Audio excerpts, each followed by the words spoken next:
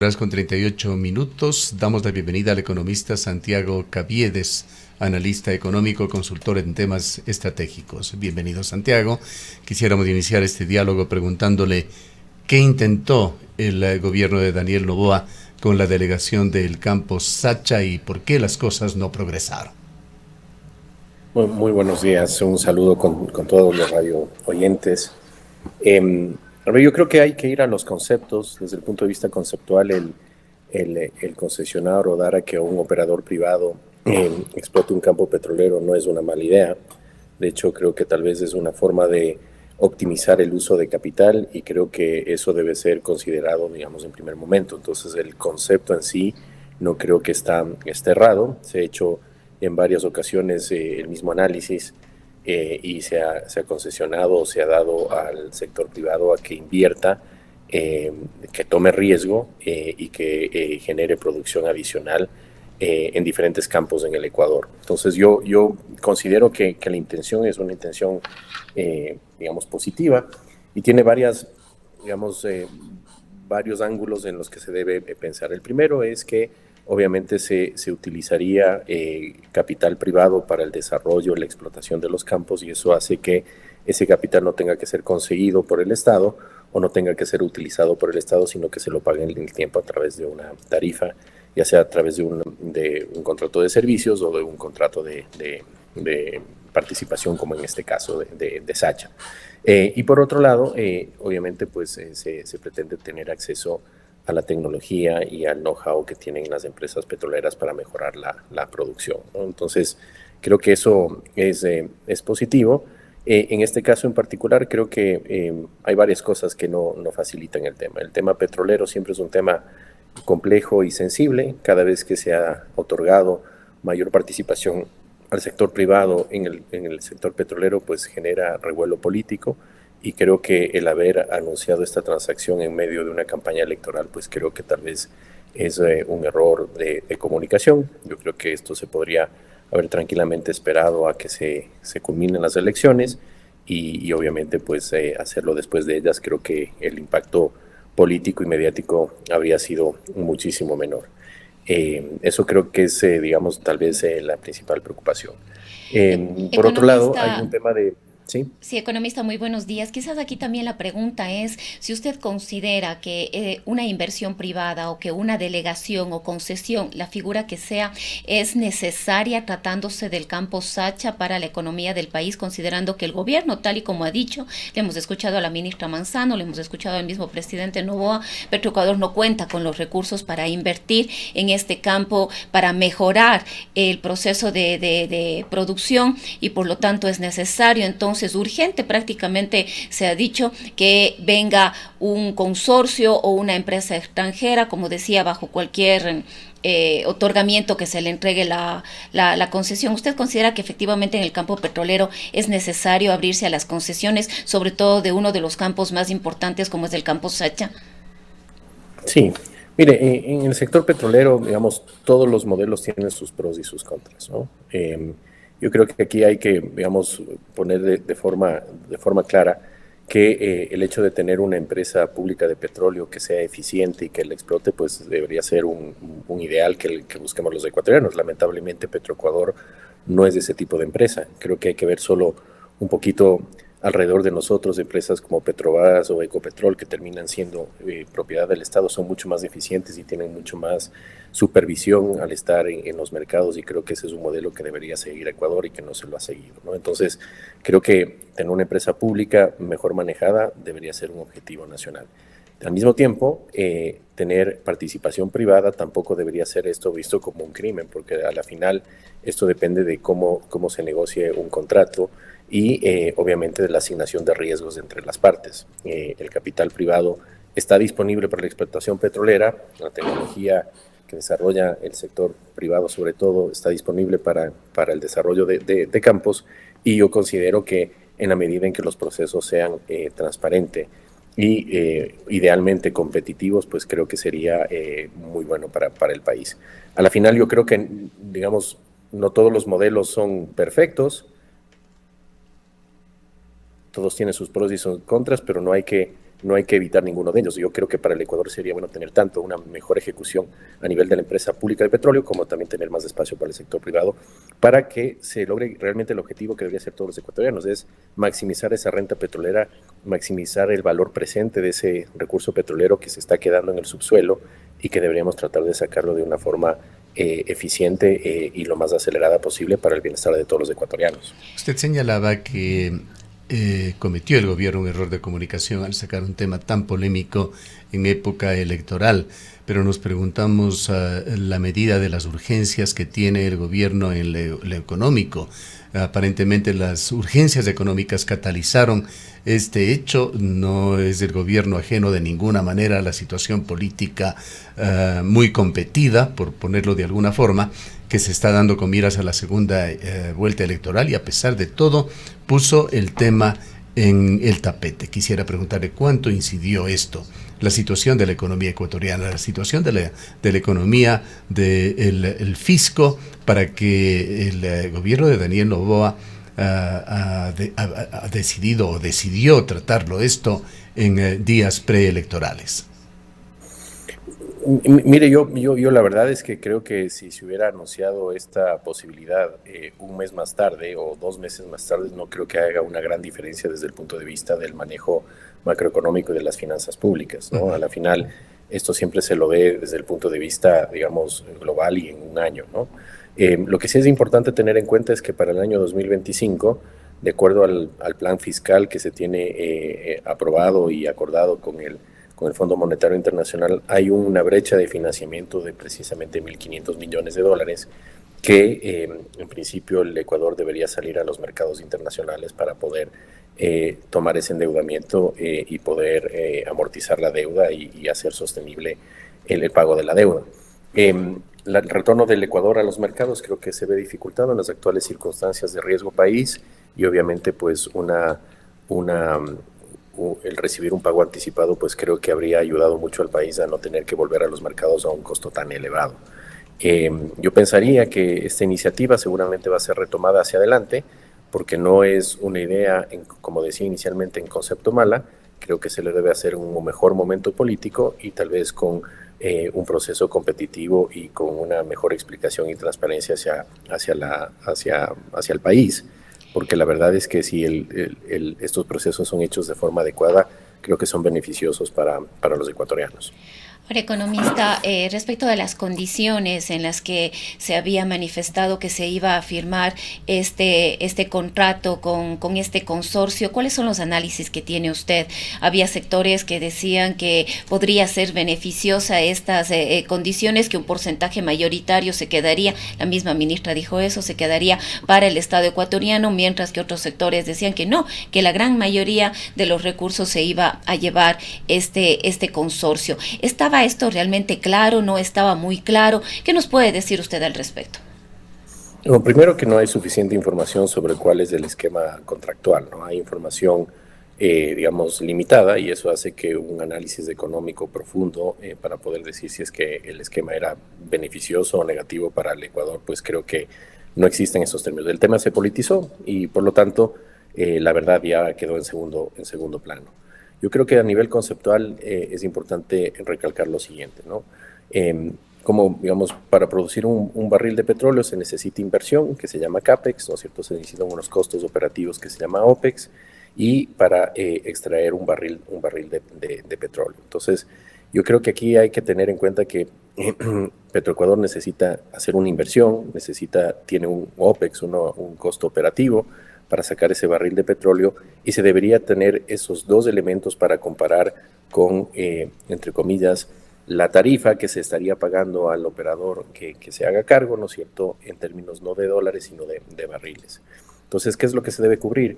Se debe cubrir la inversión y se debe cubrir los costos operativos con barriles, y eso a un precio establecido, digamos, el que se esté estableciendo en el contrato, pues determinará la cantidad de barriles que se queda de la producción para cubrir los costos. En ese momento no existe una ganancia para la empresa. Después se tiene que definir cuál es el nivel de ganancia adecuado para la empresa, y sobre ese nivel de ganancia hay una repartición de los barriles excedentes que se quedarían en el Estado más los impuestos que va a recibir el Estado por concepto de que este campo va a ser ahora operado por una empresa privada. Lo que se debe calcular es lo que se llama en el argot de los sectores extractivos el government take, y eso creo que debería ser la discusión. Ese tema no se discutió, y yo creo que dependiendo de los escenarios de petróleo, pues habría que ver cuánto es el government take. Todos los contratos petroleros que se han firmado en los últimos años, todo el mundo ha dicho que son nocivos para el país. La realidad es que han sido positivos, y yo creo que un contrato como el de Sacha, creo que eventualmente, teniendo la información, digamos, clara, verificada y no politizada, seguramente habríamos encontrado que también habría sido beneficioso para el país. No existe todavía la información, no ha habido claridad, pero conceptualmente no debería ser nocivo para los intereses de los ecuatorianos. Esa falta de claridad afectó también, a más del timing, economista Caviedes. Siempre, o en la gran mayoría de gobiernos, la comunicación es un talón de Aquiles, y en esta ocasión nuevamente volvió a fallar el gobierno de Daniel Noboa por no presentarlo en forma adecuada. Usted se incluye en una lista de casi una docena de distinguidos economistas del país con quienes hemos conversado, y ninguno se ha atrevido a señalar si es que es partidario o no de que se haga este contrato, por desconocer justamente la letra chica del mismo. Quedó solamente en círculos gubernamentales y en manos del consorcio, y se llegaron a decir desde el gobierno cosas tan contradictorias como mencionó Rosana, la ministra, que señalaba que el 80% del beneficio era para el Estado, el 20% para el consorcio, un viceministro que señalaba que 12,5 sería para el Estado, 87,5 para el consorcio. Entendemos que estas distribuciones de beneficios iban de la mano con un contrato que estaba condicionado a situaciones de mercado, de precio del petróleo, etcétera, etcétera. Pero el manejo de la comunicación realmente fue desastroso desde la parte del gobierno. Sí, o sea, yo creo que ahí está el error y el tema de haberlo politizado. O sea, en campaña electoral uno dice cualquier cosa por parte del gobierno y obviamente va a ser politizado, y creo que eso fue lo que no permitió tener claridad y que no se discuta con altura este tipo de contratos. Tampoco existe la información.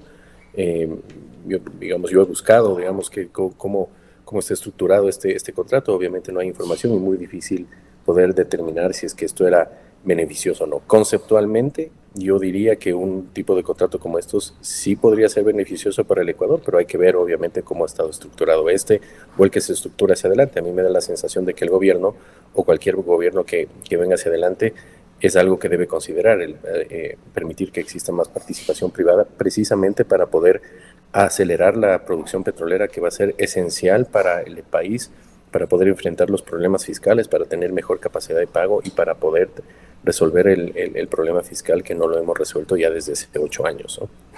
Ahora, economista, ha habido múltiples dificultades para una concesión o delegación de este campo Sacha, pues es un tema que ya se lo viene proponiendo y discutiendo desde hace muchos años. El mismo expresidente Rafael Correa en su momento ya anunció la posibilidad de una concesión en la que se hablaba también de una prima de alrededor de 1.500 millones de dólares, y de ahí los distintos gobiernos han venido haciendo intentos. ¿A qué le atribuye usted esta imposibilidad de llegar a un acuerdo para que una situación de esta naturaleza se cristalice? Mire, o sea, aquí el tema es la necesidad permanente del Ecuador de tener financiamiento y de poder aumentar para ello su producción petrolera. Esos ingresos petroleros ayudan muchísimo al Ecuador y son la principal fuente de repago de cualquier deuda, ¿no? Lo que ha pasado en los últimos años, lamentablemente, es que la producción petrolera ha bajado, y ha bajado principalmente en Petroecuador, entre otras razones porque no ha habido suficiente disponibilidad de recursos. Los recursos han sido utilizados para otras necesidades, o sea, los presupuestos han sido limitados, pienso yo. 2, obviamente la ineficiencia en el manejo de la empresa como Petroecuador. Y tercero, creo que muy importante, es la inestabilidad en las autoridades de Petroecuador. Hemos tenido en los últimos años más de una docena de gerentes generales de Petroecuador, y obviamente eso en cualquier empresa genera un mal manejo. Entonces, si se quiere resolver eso, creo que hay que tomar, digamos, 2 decisiones. Una es arreglar la empresa pública, que eso creo que se puede hacer, y hay ejemplos, como digo, como el de Cocopetrol o Petrobras, o tal vez una de las empresas más eficientes del mundo como Equinor, que es Noruega, que es totalmente pública. Entonces lo público no debe ser tampoco denostado, pero al mismo tiempo también se puede utilizar las capacidades del sector privado y del capital privado para poder desarrollar esos campos. Ambos esquemas son viables. En todos los países petroleros coexisten los dos esquemas y yo no veo por qué el uno o el otro deba ser privilegiado. Lo que se debe siempre tener es que los acuerdos sean, en primer lugar, transparentes y segundo, que sean justos para ambas partes, ¿no? Mirando adelante, economista Caviedes, más allá del campo Sacha, ¿cómo se encuentra al momento el riesgo país que venía cayendo hasta antes de la primera vuelta?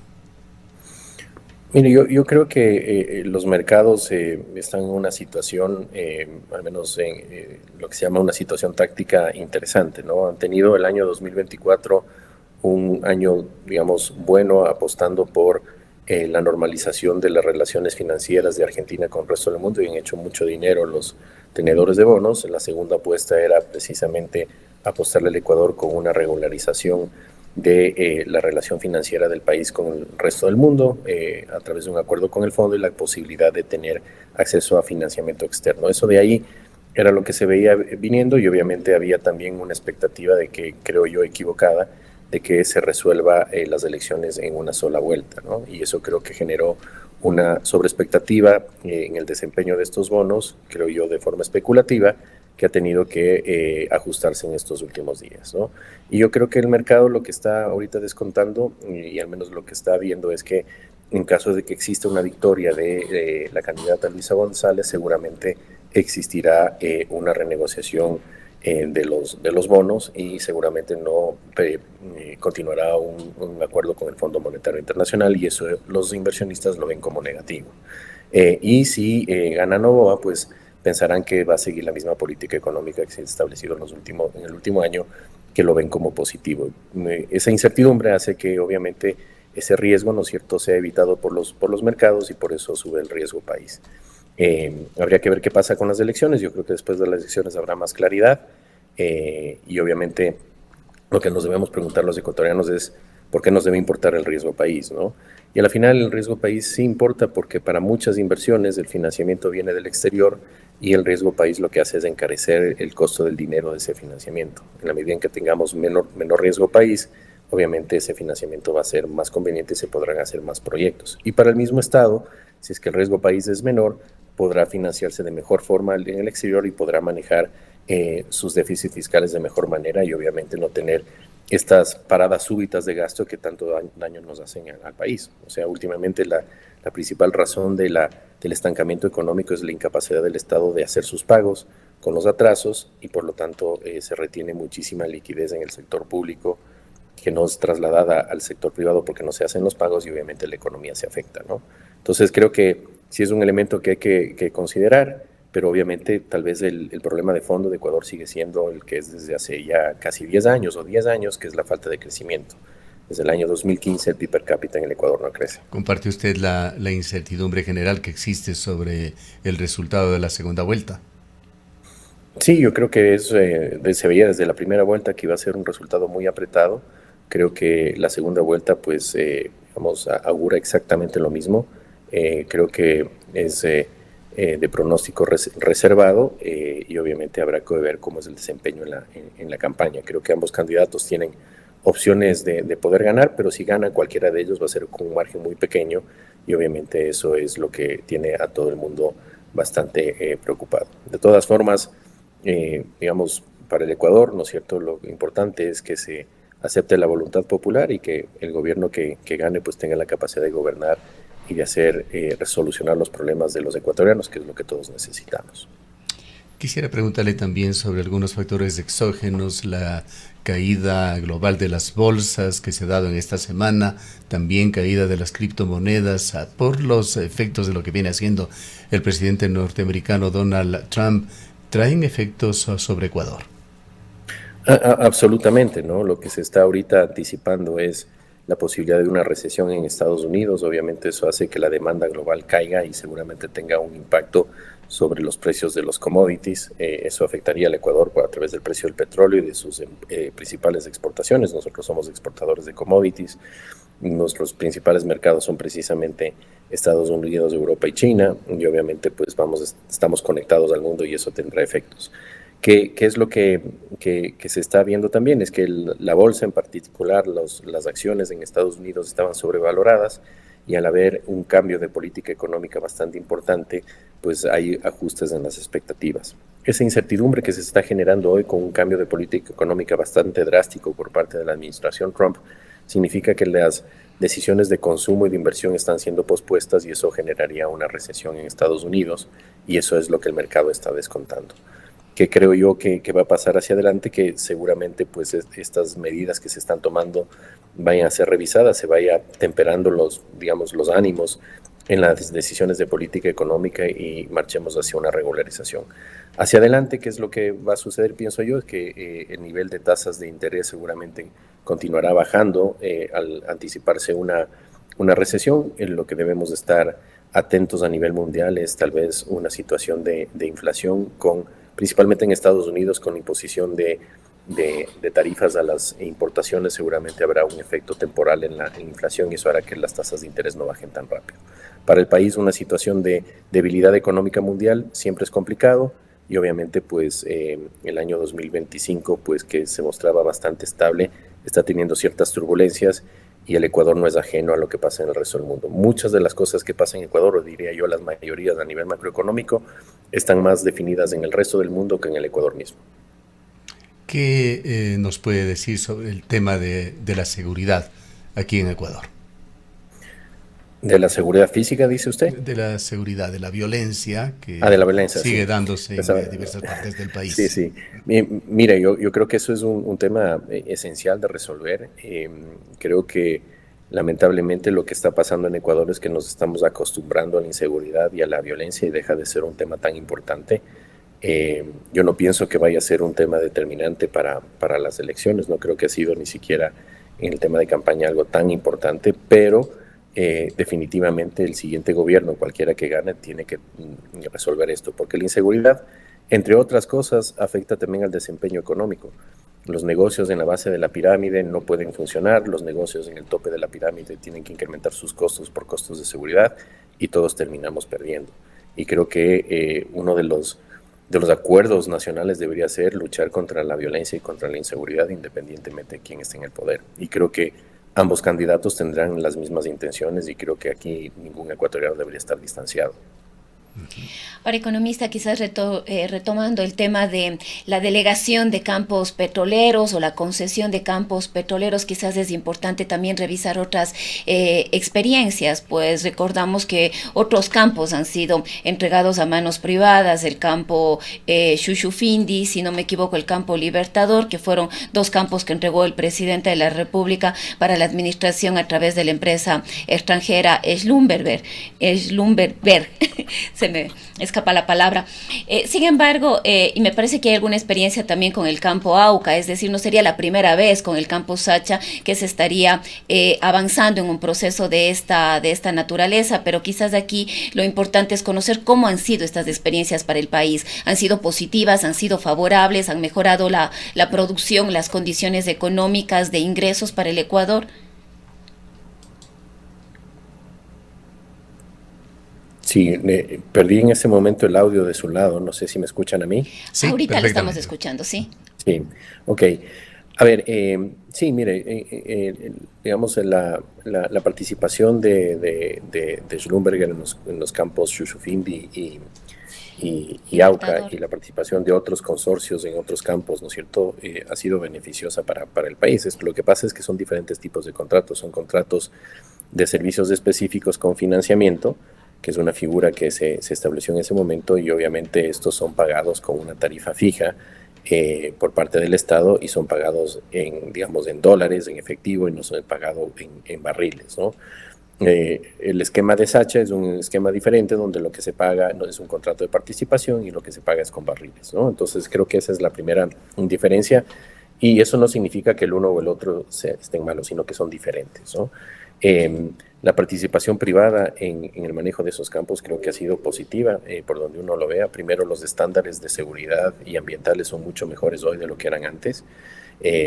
Segundo, se ha logrado tener unos niveles de desempeño de producción mayores de lo que se estaba teniendo anteriormente. Tercero, de forma importante, pues el know-how ha sido trasladado a muchísimos trabajadores ecuatorianos para que siga siendo la industria petrolera pues uno de los pilares de la economía. Mi criterio es que no se debe denostar ninguno de los tipos de los contratos, se los debe entender bien. Y esos contratos también tienen sus detractores, porque obviamente se los politiza, ¿no? Creo que nadie se ha dado la tarea de revisar los contratos en el caso particular de Schlumberger hay mucha más transparencia y hay información disponible, y cualquier analista económico al momento de hacer sus análisis pues verá que han sido positivos para el Ecuador. Yo me imagino que lo de Sacha también será positivo, pero obviamente no ha habido esa transparencia. Ojalá exista, y pienso yo que se debería de todas formas buscar mayor participación privada en el sector petrolero para aumentar la producción. Pero esto no quiere decir que tampoco, ¿no es cierto?, impulsemos la empresa pública, que creo que hay varias experiencias que deben ser tomadas por el Ecuador, por Petroecuador, para tener una empresa de la que todos los ecuatorianos estemos orgullosos. Y no hay que ir muy lejos, insisto, ¿no es cierto?, casos como Petrobras o Ecopetrol, que son países hermanos, vecinos muy similares, tienen unas empresas de nivel mundial, que podría ser muy bien el caso de Petroecuador. Y también, hay empresas de primer orden mundial como Equinor, que son públicas y que no significa que sean mal manejadas. Entonces, a mí me parece que debemos ser un poco más sobrios en los análisis y ver que lo que importa, ¿no es cierto?, es aumentar la producción petrolera, hacerlo más eficientes, y que todos los esquemas son viables, y que se debe de aprovechar de la mejor forma todos los tipos de contratos para aumentar esa producción petrolera para el Ecuador. Bien, volviendo a los temas exógenos globales, quisiera terminar este diálogo, economista Caviedes, preguntándole su visión sobre la visión de Donald Trump, de ese nuevo orden mundial que él le viene proponiendo, en donde los principales actores son Moscú, Pekín, Washington y el resto del mundo simplemente absorbiendo las consecuencias. ¿Cree usted que esa situación va a continuar así, o habrá una especie de reacomodo presionado por otros actores? Definitivamente yo creo que estamos llegando a un cambio de época en términos de la geopolítica. Todo el orden establecido después de la Segunda Guerra Mundial ha sido cuestionado ya algunos años, y con la política externa de Estados Unidos pues definitivamente creo que va a ser reformulado. Yo veo muchos, signos de lo que era la política exterior de Estados Unidos hace un siglo, ¿no es cierto?, antes de la Segunda Guerra Mundial, con una cierta forma de aislacionismo y una cierta forma de tratar de imponer, digamos, su agenda como la agenda esencial, digamos, y no una agenda global. Y creo que eso va a tener repercusiones importantes. Me da la sensación de que vamos a vivir nosotros una época hacia adelante de una pugna entre diferentes, entre comillas, poderes imperiales, digamos, en el mundo, y obviamente los países periféricos como los nuestros pues tendrán que ver cuál es la mejor forma de ajustarse. De hecho, creo yo, y esto lo tomo de análisis que yo hice algunos años con un compañero de universidad, que decía claramente que los países pequeños como Ecuador, o como cualquier otro país, la mejor forma de manejarse en estos esquemas mundiales es aprovechando las diferencias que existen entre las diferentes potencias. Entonces yo creo que el ser un país que esté, digamos, sea amigo de todos, no esté alineado con nadie, pues creo que es lo mejor para el Ecuador. El problema es que obviamente siempre tratamos a nivel local de alinearnos con alguien, y creo que nunca estamos viendo que para un país pequeño como el Ecuador lo mejor es ser neutral y llevarse bien con todo el mundo y tratar de aprovechar de las circunstancias de todo lado. Yo sí creo que va a haber mucha volatilidad, pero sí me parece importante dentro de la política de Trump ese deseo de buscar la paz, y esto creo que es importante en la guerra de Ucrania. Yo siempre había comentado varias veces que a mí lo que me ha sorprendido enormemente es que nunca nadie ha hablado de paz desde el inicio de la guerra, y es la primera vez que se está escuchando hablar de paz, y eso creo que es positivo. Bien, le agradecemos mucho por habernos acompañado. Un gusto, que estén muy bien, un buen día. Declaraciones del economista Santiago Caviedes, es analista económico, consultor en temas estratégicos. Son